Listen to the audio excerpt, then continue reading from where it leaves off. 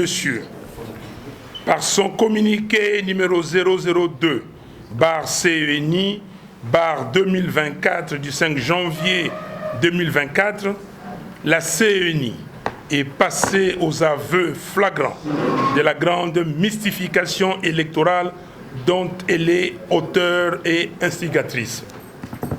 L'annulation des élections législatives nationales et provinciales dans 2 circonscriptions électorales et l'invalidation des 82 lampistes de la tricherie est une fuite en avant de Denis Kadima et de ses complices pour se soustraire de ce qui engage leurs responsabilités personnelles dans les chaos et les désordres électoraux que notre pays déplore à ce jour.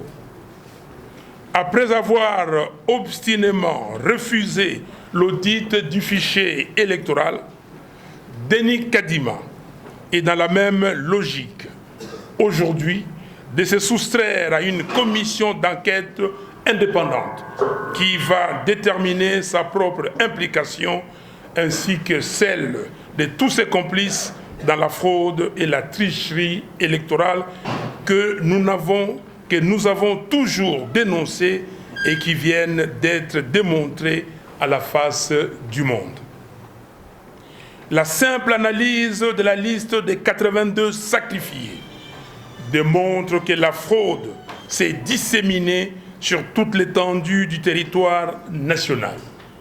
Ceci implique en réalité qu'elle a des dimensions beaucoup plus graves, surtout lorsque l'on constate que les bénéficiaires de machines à voter sont tous globalement de la même famille politique de M. Tshisekedi et ont les statuts étatiques, ministres, sénateurs, gouverneurs, députés, bourgmestres, etc., etc. Par quelle magie, dans une élection combinée, avec un seul bulletin de vote, la CENI peut nous expliquer que seules les législatives ont été corrompues et pas la présidentielle. Ceci atteste la complicité entre la famille politique de M. Félix Tshisekedi, les organes de l'État et la CENI.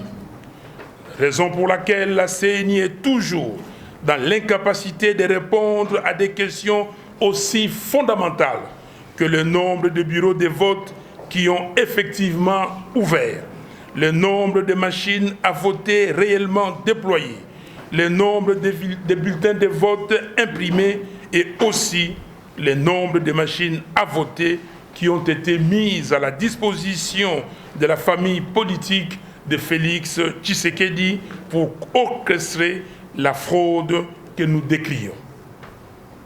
Par ailleurs, cette situation démontre de manière irréfutable que la CENI, à tous les niveaux, est non seulement actrice de la tricherie qui a eu lieu, mais plutôt instigatrice. La CENI de M. Kadima a prêté main forte à la tricherie dès lors que le monopole de la détention des machines à voter relevait exclusivement de sa responsabilité. Nous réitérons notre exigence de l'annulation totale du simulacre d'élection du 20 décembre 2023 à tous les niveaux et la mise immédiate à la disposition de la justice de M. Kadima, des membres de la CENI, de leurs complices et de tous les autres acteurs de la fraude électorale. Par ailleurs, nous appelons à tous nos compatriotes, y compris les 82 lampistes déjà cités, de dénoncer la chaîne de distribution des machines à voter et tous les acteurs de cette entreprise criminelle ayant contribué à voler au peuple congolais ses voix et l'expression de sa souveraineté. Dès maintenant, nous réitérons notre appel à notre peuple, conformément à l'article 64 de la Constitution, d'entrer en résistance pour faire échec à cette fraude avérée qui ne passera jamais.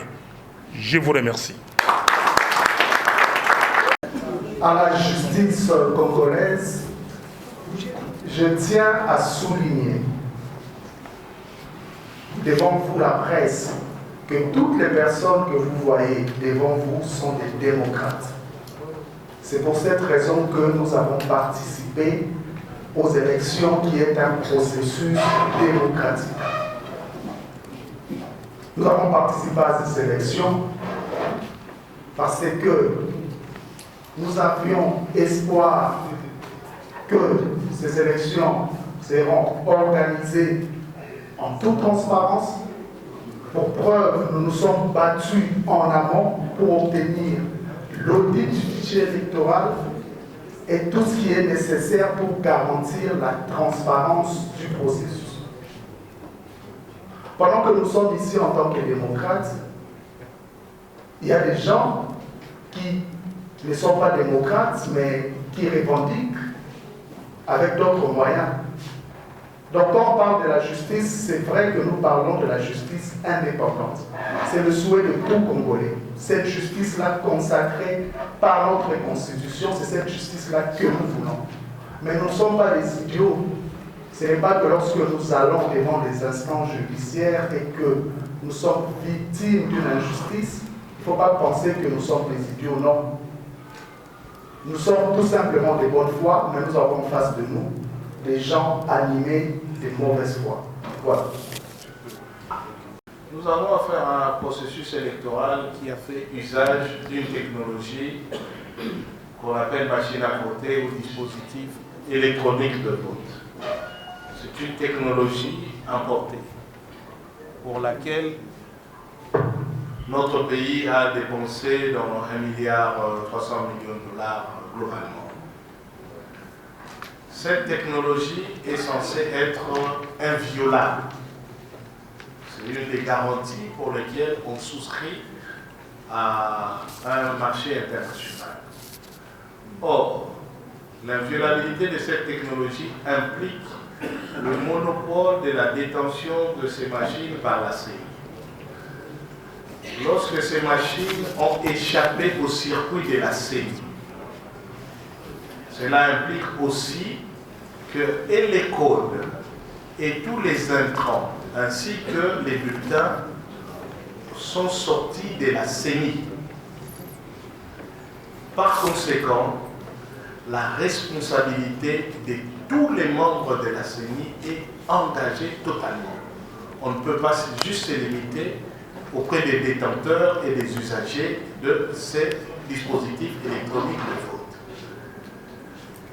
Or, si tel est le cas, sur le plan de droit, plusieurs options s'ouvrent à nous et ne concernent pas exclusivement la justice congolaise. L'inviolabilité des machines acquises auprès des Mirou systèmes pose question.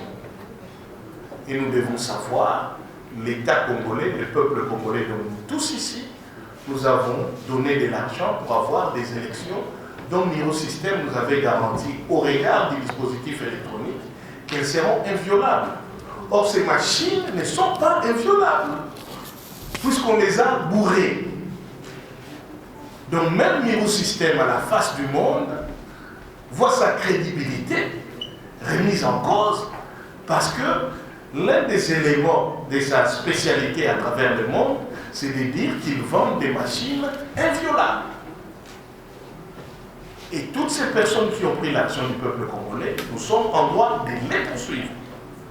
Donc cette question va au-delà de la simple justice congolaise. Par ailleurs, notre pays fait partie d'un système. On a signé des conventions. Le respect de la souveraineté du peuple n'est pas une simple affaire des slogans. Et les conventions, nous les utiliserons pour notamment faire sanctionner tout individu qui a utilisé sa position pour faire entrave à l'expression du suffrage et de la souveraineté populaire.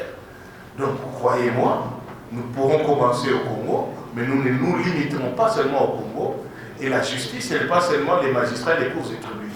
Et une panoplie de mécanismes, de sanctions qui peuvent et qui seront mises en place pour mettre en cause la responsabilité de ceux qui ont trempé dans les simulacres du 20 décembre dernier. Répondre à la question de la BBC, monsieur, nous n'avons jamais boycotté les élections. Si vous nous suivez, nous avons tenu notre congrès du 11 au 14 juillet, à Kisangani. Et lors de ces congrès, nous avons pris 30 résolutions. La résolution numéro 24 disait ceci, et je vais la citer, que le boycott n'est pas dans notre vocabulaire. Et nous exigeons les élections transparentes, impartiales et apaisées. On n'a jamais boycotté, mais nous avons fait pression. Aujourd'hui, tout le monde nous donne raison. Nous avons fait pression parce que nous avons mis en place au sein de l'AMUCA ce que nous avons appelé la COEL, la coordination des, électorale de l'AMUCA. Nous avons suivi de pas en pas toutes les activités de la CNI, toutes. Et nous avons compris que la CNI était en train d'organiser un simulacre, une parodie d'élection. Et nous l'avons dit. Et nous avons signé avec les autres candidats de l'époque des déclarations en disant que nous n'accepterons jamais une parodie d'élection. Mais il fallait faire une pression, il fallait qu'il y ait quelqu'un ou un groupe qui fasse pression. Nous avons fait pression en disant à la CNI, s'il n'y a pas d'audit du fichier électoral, parce que c'est la chose la plus importante. Rappelez-vous qu'en 2018, on revendiquait deux choses. La première, c'était les 10 millions de fictifs qui étaient dans le fichier électoral et puis la machine à voter qui était prohibée par l'article 237 terre électoral. Et donc, cette fois-ci, c'est la même chose et il y a eu des gens qui ne devaient pas être dans les fichiers mais qui s'y sont trouvés. Donc, il fallait le faire. Et nous, l'Ima nous a invités le 30 juin, on a été, et nous nous sommes mis d'accord. On était en passe de se mettre d'accord. Il a dit qu'il devait se à sa plénière, et la plénière lui a dit « Niet, il n'y a pas d'audit externe du fichier électoral ».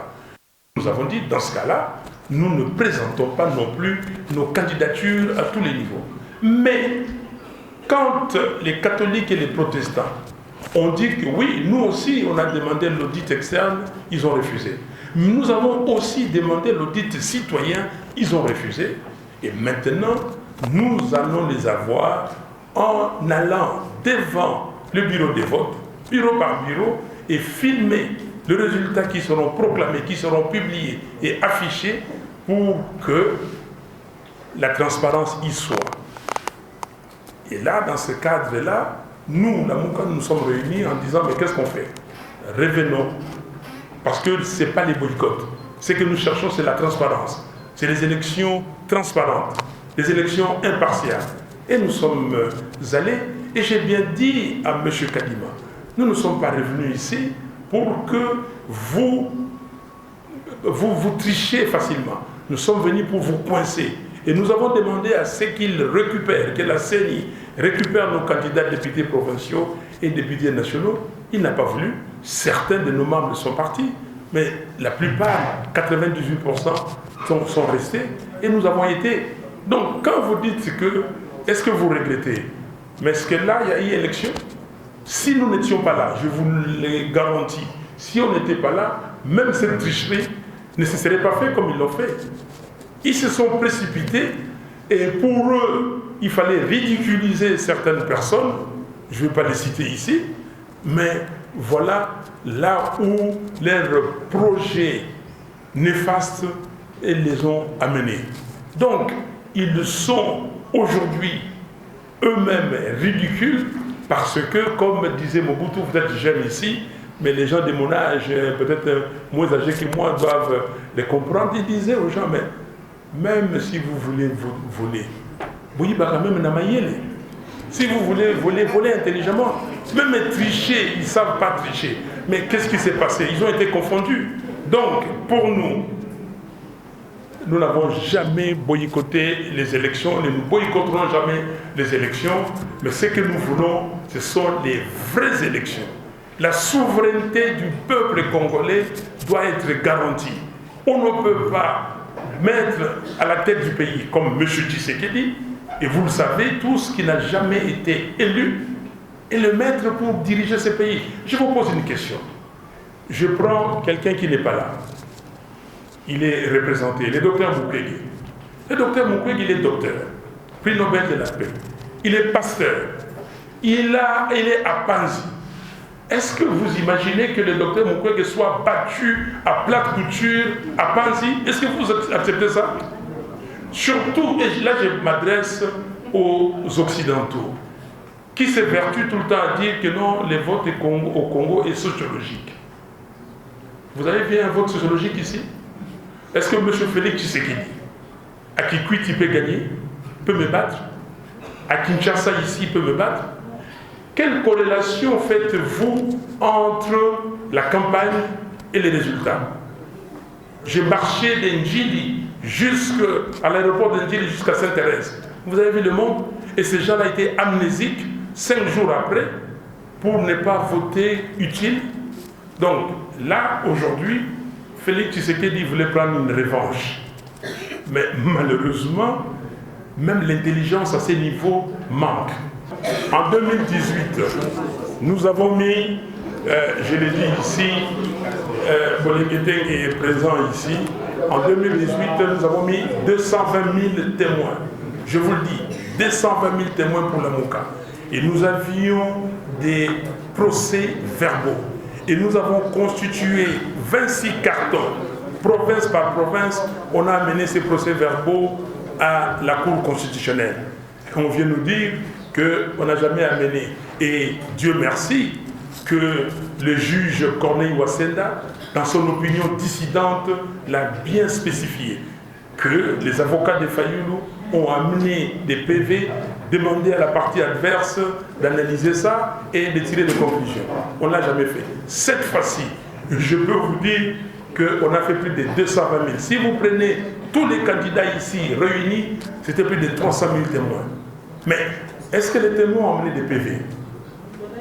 On n'a pas de PV. Les témoins, on les chassé des bureaux. Vous êtes témoins vous-même. Vous les avez vus. Vous avez vu nos témoins être chassés des bureaux de vote. Alors vous parlez de quels témoins? Les évidences sont là. Ce n'était pas une élection. M. Tshisekedi et M. Kadima et M. Toto, parce qu'il faut l'ajouter lui aussi, ils se sont concertés pour laver l'opprobre de 2018. Malheureusement, l'opprobre continue à les poursuivre. La CENI ayant elle-même reconnu la fraude, la CENI ayant elle-même procédé à l'annulation du scrutin dans certaines circonscriptions pour fraude et irrégularité, la CENI elle-même ayant procédé à la sanction des 82 candidats. Je peux me faire clair? Oui. Vous auriez dû d'abord vous présenter, peut-être que beaucoup de... Vraiment, je n'ai pas besoin de me présenter. Ah, d'accord. Merci. La CENI a elle-même procédé à la sanction des 82 candidats pour participation à la fraude passive. Y a-t-il encore... Parce que nous sommes passés là-bas du vraisemblable au vrai. La CENI a agi sur base des faits qu'elle a vérifiés et qui sont vérifiables pour nous. Y a-t-il encore matière à présenter des rapports de nos témoins qui seraient à confronter aux données de la CENI pour établir la vérité? La vérité est là, elle est fondée sur les faits par lesquels la CENI elle-même a sanctionné des faits qu'elle prétend être vérifiables et vérifiés. Présenter par candidat, balobi que tous la moyen à témoin de tout témoin. Mais lelo ebibi na mokili mobimba.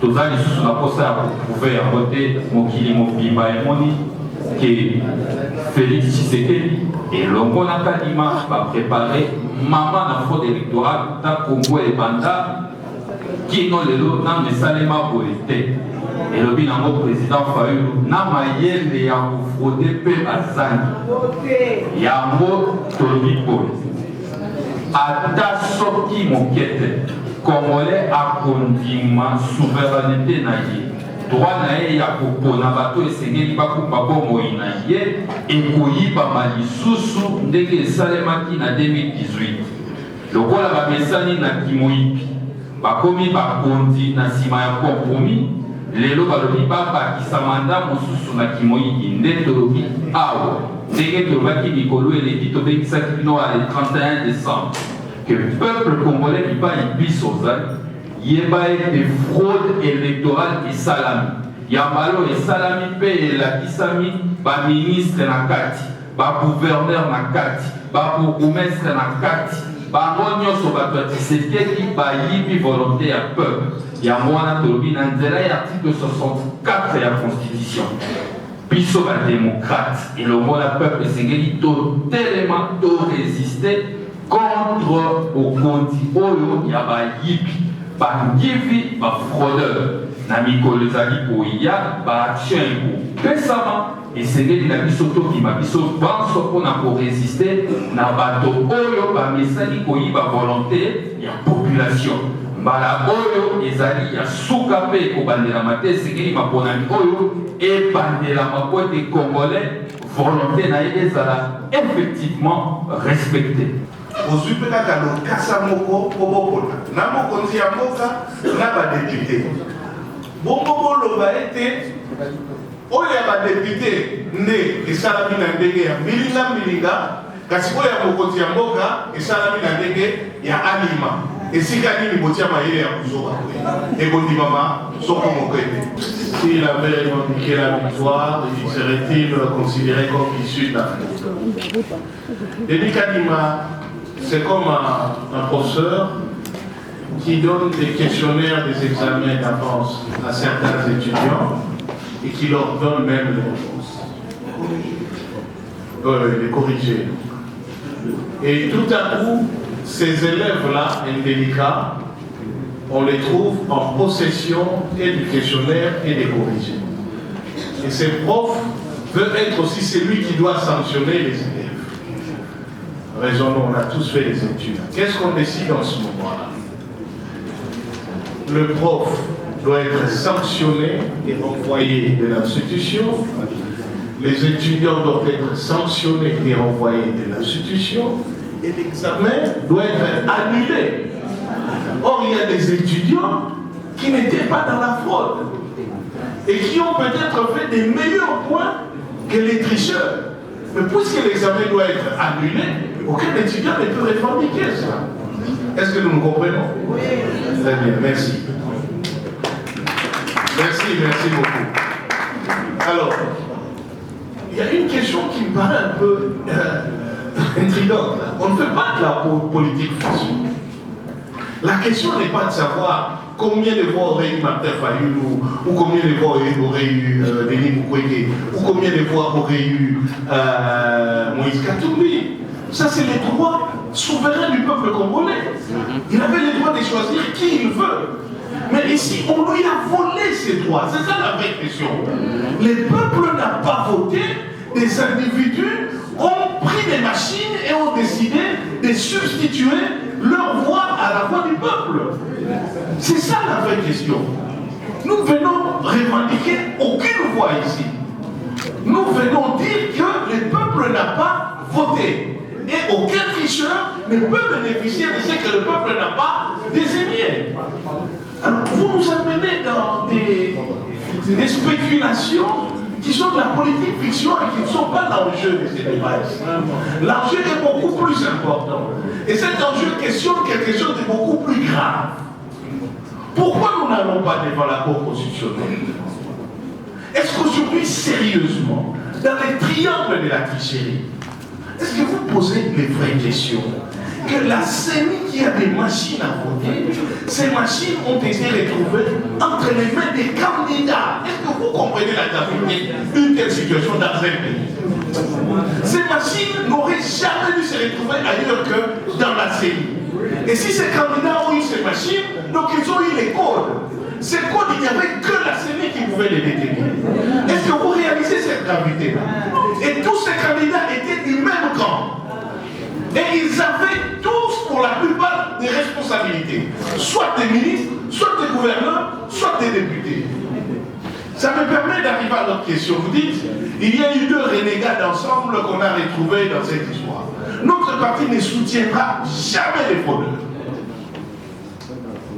Dieu soit loué encore qu'il n'ait pas été impliqué dans la détention de la machine à voter. Nous ne protégeons pas des fraudeurs. Nous sommes des républicains, nous soutenons l'expression du suffrage universel. Et nous respectons la voix de notre peuple. C'est pourquoi des enquêtes doivent être menées. Parce que si aussi il s'avère que pour chercher à faire du saupoudrage, on essaie un peu de tripatouiller, on cherche 2 ensembles là, qui n'ont pas de machines, mais on les met dans les tableaux, leur présomption d'innocence sera respectée. Mais sur le plan du principe, Ensemble pour la République ne soutient aucun fraudeur, y compris dans son sein. Donc là, les choses doivent être claires. Je pense que... Alors, vous parlez des tensions tribales. Écoutez, la question de la tribalité, c'est pas Moïse Katumbi que vous allez franchement le imputer ça. Au moment où je vous parle, s'il y a un parti qui a payé un lourd tribut au combat démocratique, c'est Ensemble. Mon prédécesseur, Frère Chéribert Okende, au moment où je parle, est encore dans la morgue. Son corps n'a pas encore été restitué. Pendant sa campagne électorale, Moïse Katumbi a connu des cas où des membres de notre parti ont été tués. Je pense à Feu Bido Kakissi, qui est encore aujourd'hui en terre. À Mwanda, Moïse Katumbi a fait l'objet d'agressions, y compris ses militants et participants, y compris à Balai. Son conseiller spécial est en prison sur base des accusations totalement fausses. Et nous avons des députés comme Mike Moukebaye qui sont en détention. Donc, s'il y a vraiment un parti qui se caractérise par la tolérance et l'ouverture d'esprit, c'est Ensemble pour la République. Des militants au Kassai, assimilés ensemble, dont des femmes ont été déshabillées. D'où vient l'intolérance? Si nous étions tribaux, pourquoi nous avions même une permanence au Kassai? Nous sommes un parti national, nous appelons Ensemble. Nous n'avons pas un regard tribal. Quand il s'agit de la manipulation de la tribalité, allez chercher ailleurs, pas Ensemble. Ce qui s'est passé à Kachogwe, c'était la révolte de la population, même pas des militants d'Ensemble. Parce qu'une personne a fait l'objet d'arrestation arbitraire au niveau du commissariat de la police sur base d'une accusation indue des membres de l'UDPS qui a dit que cette personne a manqué de respect au chef de l'État. Ayant traîné en détention, les gens se sont révoltés et ont réagi ainsi. Pourquoi depuis que les sièges d'Ensemble avaient été totalement démolis, il n'y a jamais eu de réaction, ni à Lubumbashi ni ailleurs? Vous pensez vraiment que si nous le voulions, nous manquions les moyens de faire? Donc je crois que allez chercher ailleurs. Ensemble, nous sommes un parti tolérant, démocrate, mais nous ne sommes pas des faibles. Au besoin d'attirer l'attention tout le monde sur le fait que si on est arrivé à une dénonciation par la CNI elle-même, un échantillon de personnes accusées le dispositif électronique de vote et d'autres actes frauduleux, au terme d'autres actes frauduleux, il faut bien nous ne pas perdre de vue que cette dénonciation de la CENI est arrivée après la clameur publique. Si on n'avait pas eu les rapports d'observation électorale mixte, SCC, SECO, s'il n'y avait pas eu des déclarations des candidats menant la politique de l'opposition, ainsi que de nos porte-parole et d'autres acteurs de la société civile qui ont dénoncé la fraude, donc la CENI elle-même était dans une situation jusqu'à la clôture des bureaux de vote, jusqu'à moment où ils ont commencé à donner les résultats. Ils ont été intermédiaires ou par étape par étape. La CENI donnait l'impression que tout s'était déroulé comme dans le meilleur du monde, il n'y avait rien. C'est la clameur publique et la pression qui amène aujourd'hui la CENI à avouer sur la place publique que, en tout cas, il y a eu du dégât avec l'utilisation des outils délicats qui étaient en train de se faire. Ne perdez pas ça de vue. Donc, c'est ça qui donne à penser que la CENI elle-même est consciente d'avoir orchestré ce qui a arrivé. Malheureusement, c'est sorti sur la place publique, donc elle ne peut plus faire autrement qu'essayer de dénoncer l'échantillon dans le but, apparemment, de minimiser l'état de dégâts et de dire, bon, il n'y avait que ça, on peut fermer les yeux sur le reste qui était correct. Mais quand les 82 commencent à dénoncer, ou les 80 commencent à dénoncer les autres, on voit bien que l'état de dégâts va au-delà de l'échantillon sacrifié. Je voudrais bien souligner cet élément. Je voudrais ajouter quelque chose à ce, pour la question relative aux rébellions, aux mouvements politico-militaires qui se déclarent en Est. Je crois qu'il faut comprendre ce qui rentre dans ce schéma comme étant dans une sorte de schéma ou de l'approche de désespoir. Parce que le pacte républicain conclu à Sam City, qui est à la base de la constitution actuellement en vigueur dans notre pays et des lois qui en dérivent, interdit de recours à la violence pour accéder au pouvoir. Mais dès lors que le processus électoral est pris en otage par des groupuscules, par des cliques, qu'est-ce qu'il reste à faire? Ce qu'il reste à faire, c'est ce que nous faisons ici. Dénoncer et dire qu'on ne sera pas d'accord et on demande à la population, sous fond de l'article 64, de se mobiliser.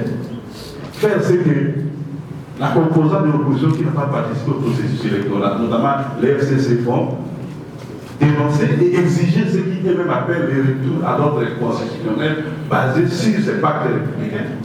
Et les autres, ils estiment que bon, le chemin que nous devons être trop long, ils veulent prendre les raccourcis. En recourant à l'utilisation des armes, peut-être avec des incidents, et ce niveau-là, on pourrait les comprendre. Maintenant, il y a un quatrième groupe qui s'ajoute, le groupe des 80, ici de la famille des politiques au pouvoir, de la famille qui va s'agrandir, parce qu'ils avaient plus de 20 000 candidats à l'élection législative nationale, et lorsqu'ils vont se partager les résultats, le nombre de mécontents sera tellement élevé, il y aura une quatrième composante de l'opposition. Donc l'opposition va participer aux élections, les FCC qui n'ont pas participé, les groupes de Corneille Nanga maintenant qui ont créé les mouvements politico-militaires et les frustrés de la famille des Michel. Donc voilà, il faut nous attendre à ça, et je crois que face à tout ça, il n'y aura pas 36 solutions que de dire il vaut mieux arrêter. Au lieu de faire perdre l'État à la nation, il vaut mieux arrêter ce processus corrompu et nous poser la question, comme l'a dit le président Martin, peut-être pas des arbitres, on peut tout le monde peut avoir confiance, comment nous refaisons la confiance au sein de notre nation pour avancer, faire ce qui peut rassurer tout le monde. En tant que nation, en tant qu'État, en tant que citoyen, comme tout État ou toute nation qui se développe, il y a un socle en dessous duquel, je pense, nous ne pouvons pas accepter de descendre. Toutes les nations qui se développent ont une limite en dessous de laquelle on ne peut pas descendre. Nous sommes engagés politiquement pour éradiquer ce que nous appelons le système de gouvernance prédateur. Ce système est incarné par des mots comme la corruption, nous y sommes. Des mots comme la fraude, nous y sommes. Et chose grave aujourd'hui, on nous dit clairement, on nous confirme par l'instance qui organise ces élections que nous avons eu une fraude qui est en réalité systématique. Ça va au-delà de l'opposition, elle est systématique. Si les personnes qui ont été élaguées aujourd'hui occupent des fonctions telles que ministre, gouverneur, et d'autres fonctions, ça veut dire que c'est une fraude qui est systématique. Ça va au-delà de l'opposition politique. Notre Constitution, dans son préambule, et c'est pour ça que nous sommes engagés dans cette démarche, dit clairement que le problème, les conflits ici naissent des problèmes liés au manque de légitimité des institutions et des acteurs. Nous sommes au 4e cycle et à chaque cycle, on dirait qu'il y a une dose supplémentaire qu'on ajoute et nous acceptons. Mais ça ne règle pas le problème de légitimité. Nous l'avons dit ici dernièrement. Qu'est-ce qui se passe aujourd'hui? Il y a une contestation, mais une contestation aujourd'hui, encore une fois, qui est documentée. Vous avez aujourd'hui l'organe organisateur qui nous dit, en tant que citoyen, pas en tant que politique, que des individus ont détenu des machines à voter dans leur maison et donc ont eu accès à tout le système de vote. Et nous ne pouvons pas simplifier cela à une question d'opposition de la majorité. C'est l'avenir même de la démocratie. Je reviens rapidement sur le point des rébellions. Commencez par dire que nous, ici, nous sommes démocratiques. Contre toutes ces rébellions, il faut le dire clairement. Notre action est démocratique. Mais ce qui pousse les gens à aller dans ce genre de choses, c'est justement le fait de ne plus croire à la démocratie. Mais si nous continuons comme ça, mais la grande majorité des Congolais ne croiront plus à cette démocratie. Les questions fondamentales, je juge par là, pour qu'il faut se poser. Est-ce que la loi a été violée? On nous a dit oui, on nous a dit clairement qu'on a violé la loi pour protéger la Constitution. Ça a été dit. Est-ce que les machines ont été distribuées? Ça a été confirmé. Est-ce que des bureaux n'ont pas eu de PV, de modèle de PV? Ça a été confirmé. Est-ce que la compilation a été faite avant l'annonce des résultats? Elle n'a pas été faite. Est-ce que vous pensez que toutes ces questions sont des questions purement politiques de l'opposition? Je chute en disant que c'est l'avenir, je pense, de notre pays qui est en jeu et l'avenir de la démocratie qui est en jeu. Si cette fois-ci, nous n'arrivons pas tous ensemble à nous lever contre ce qui s'est passé, qui a même été constaté par la CENI elle-même, je vous assure que l'avenir de la démocratie sera en jeu et de moins en moins de citoyens y croiront et finalement le développement du Congo sera affecté. Merci. Je m'ai dit, si le peuple ne se mobilisait pas, la réponse serait simple. Il donnerait à ce moment-là la preuve qu'il est venu pour l'esclavage. C'est ça. Or, nous ne sommes pas déconnectés de ce peuple. Nous appartenons à ce peuple. Nous savons ce peuple. Nos militants, nos sympathisants, nos cadres font partie de ce peuple. Donc nous savons que le peuple congolais n'est pas d'accord que sa souveraineté soit bafouée. Donc la question est si le peuple ne suivait pas, ne devrait même pas se poser. Le jour où on a semblé annoncer l'élection du président Tshisekedi à 73%, avez-vous senti que 73% étaient dans la liste pour jubiler? Certainement pas. Voilà. Si le peuple ne réagissait pas, de quel peuple vous parlez? Le peuple n'a pas réagi pendant la campagne? Vous avez vu ces millions de Congolais. Pourquoi aujourd'hui, quand nous faisons des manifestations et qu'on nous dit, l'hôtel de ville ne dit rien, il dit que j'ai pris acte. Vous voyez les gens dans les rues de Kinshasa et même ailleurs. Ici, le peuple congolais a sa conception de la vie. Il ne veut pas se faire tuer. Aujourd'hui, M. Ngobila a organisé une manifestation, j'ai vu un Ngouma là-bas. Est-ce qu'il a demandé à l'hôtel de ville de prendre acte pour cette manifestation? Et pourquoi les gens sont venus? Et s'il vous plaît, à vous et aux étrangers, aux occidentaux qui sont ici, le peuple réagit à chaque fois. Mais le peuple ne veut pas être tué parce que le régime Tshisekedi est barbare. Parce que M. Tshisekedi a mis en place une milice qui vient avec des machettes. Vous avez vu le mercredi de la semaine dernière, quand nous étions devant les sièges de l'ESID. Vous avez vu le nombre de jeunes gens des forces de progrès avec des machettes. Moi, j'ai des membres de doigts coupés. Vous avez vu ça. Mais que fait l'État? Que fait le procureur général de la République pour mettre hors d'état de nuire ces gens? Le peuple est prêt. Mais laissez le peuple manifester librement. Et vous allez voir. Alors, je reviens sur la question des 82 candidats invalidés. Quelle est la démarche pour contrer? Monsieur, il n'y a pas de démarche pour contrer. La seule démarche, c'est que nous avons dit, il faut annuler ces simulacres d'élection. Il n'y a pas autre chose.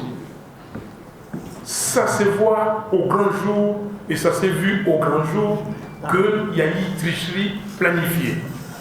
Alors, pourquoi cette union maintenant pas avant. Vous n'avez pas vu l'union avant? Le 14 avril de l'année dernière, je n'étais pas à Lubumbashi. Nous n'avons pas fait de déclarations ensemble. Mais si maintenant, chacun dit qu'il est candidat, moi je peux vous le dire, je vais citer Pierre Lumbi, paix à son âme. Pierre Lumbi me disait, Martin, tu sais que nous pouvons avoir 2, 3, 4 candidats de l'opposition. Les candidats de Kabila n'arrivera pas à la 2e ou à la 3e position. Élection normale. M. Tshisekedi ne pourrait même pas être 4e. S'il y a une élection normale, et nous sommes alignés comme on était alignés, Tshisekedi ne pourrait pas arriver à la 4e position. Je vous le garantis. Avec des pourcentages normaux. Donc ici, il ne s'agit pas de... On ne s'est pas entendu. Aujourd'hui, c'est notre pays qui a des problèmes. Notre pays est en train d'être ballotté. Si nous ne faisons pas attention, on n'aura pas ce pays dans son état actuel, dans son intégrité que nous avons aujourd'hui. Donc, vous voulez qu'on continue à rester chacun de son côté? Mais c'est ça le patriotisme. C'est ça l'essence de la responsabilité. La responsabilité nous commande que nous devons nous unir. Monsieur Tshisekedi, s'il était patriote et s'il était responsable, il devait se dire, le pays est en danger. Et je dois, moi aussi, rejoindre les patriotes qui demandent l'annulation de ces élections et qu'on se mette autour d'une table pour discuter des vraies élections et que le meilleur l'emporte. Frodo et Salamaki le 20 décembre. Et Salamaki n'a pas polo de Bengaka, il y a opération de vote. Parce que dans le processus électoral, il y a un processus pour la désignation du président et la cérémonie, si il y a un dépouillement ou il y a une proclamation pour tous les résultats. Bino vous avez 4 pouvoirs. Ce qui vous avez archive Nabino, pour comprendre que le banda qui peut dénoncer Makambo depuis le premier jour. Le banda pour le fraude et les pour se préparer. Les amis étaient donnés pour un plaisir parce que chaque fois que vous présentez le logo, tu as même un élément de preuve pour la qui s'est fraude des amis pour se préparer.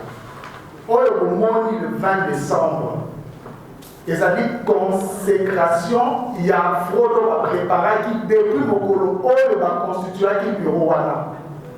Toloba qui n'a pas dit à cette opposition à sa idée. Toloba qui a mot. Tolobaki, enrôlement et salami malamouté, pour preuve que ma carte des alaki illisible pour la première fois au pays, ma bonhomie, ma électeur m'a disponible, mon condiambo ma député sans pour la sa carte d'électeur. Nous sommes les amis partis à fraude. Donc, pose l'opération de vote comme Kampo à parté. La fraude, c'est un tout. Et Tobanda qui peut dénoncer. Car Kabi non de Bonobaka, vous tournez page, vous tournez page, vous tournez page. Mais Tolobaka ya moté pour tous les vote. Likambo oyo kotunaki ya nanga soki na kobanisa eloko moko. Makambo tozali kolobation kati malelo. Tolobaka ya mope mokolo nanga orchestra la tricherie. Tolobaka ya lelo tozali koloba opposition azali kokondamne te. Mais tango tobandaki koloba ke basali deal, batricher, basali braquage électoral, bayibi, basali boye. Bozalaki wana ezalaki opposition tolandaki koloba yango. Lelo nanga azali ye moko azali place azali. Kadi mazali wana ayibi abuki mpe tolobi na mokando wakanga ye. Tolobi yango. Mais bozotala biso. Le président élu l'a rappelé ici. Je crois que vous êtes des médias et c'est vous que je voudrais prendre à témoin. Ngomila, comme président l'a rappelé à ce titre, a envoyé les gens pour manifester à Nouma. Mais avant tout, Ngomila a envoyé des centaines de gens manifester devant les sièges de la CENI. Aujourd'hui, j'ai dit bien des centaines de gens. À la veille de notre dernière manifestation, nous étions à l'hôtel de ville, j'étais en face de Ngomila. Il m'avait dit, Epenge, vous n'allez pas marcher devant les sièges de la CENI, parce que c'est inviolable. Deuxièmement, parce que c'est la Gombe, c'est une zone neutre. Maintenant, comme on dit toujours, l'injustice finira un jour par vous atteindre si vous ne la combattez pas. Mais Ngobila, aujourd'hui, c'est fait passer pour une victime. Et il a envoyé les gens là où il nous a interdit la fois passée. Mais je voudrais m'adresser à vous parce que c'est nous qui allons marcher. Et nous allons marcher. Tout le monde dit ici, à 15 on va marcher. Bientôt nous serons là. Et vous allez le voir. Souvent quand Ngobila nous dit, Ngobila c'est une zone rouge ou neutre, plutôt, Ngobila c'est une zone rouge ou neutre, vous dites, oui on vous a interdit. Est-ce que vous pouvez aller, c'est soi-même, aller poser la question à Ngobila? Pourquoi avez-vous envoyé vos gens de la CP devant les sièges de la CNI à la Gombe, une zone déclarée rouge ou neutre, comme vous voulez? Nous vous prenons à témoin parce que souvent vous relayez les choses sans parfois discernement. On vous a déjà dit que Ngobila n'a pas le pouvoir d'interdire, de décréter une zone, une partie du territoire, zone rouge ou neutre.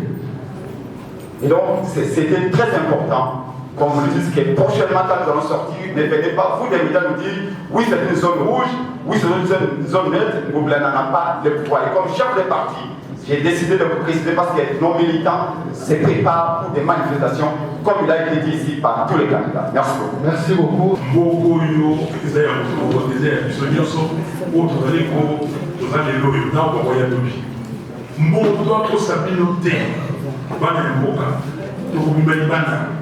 Même ceux qui ont besoin banga, il y a Balvike, Bakobet Abino Massassi, Bakokat Abino Maboko, mais moto na moto, pas y a vani na quartier na nier à manifester.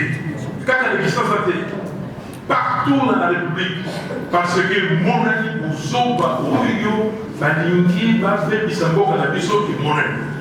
Moke, on n'a pas demandé parce que vous voyez, il va débiler le Nicolas. Tu sais qu'il dit à Tekimoka.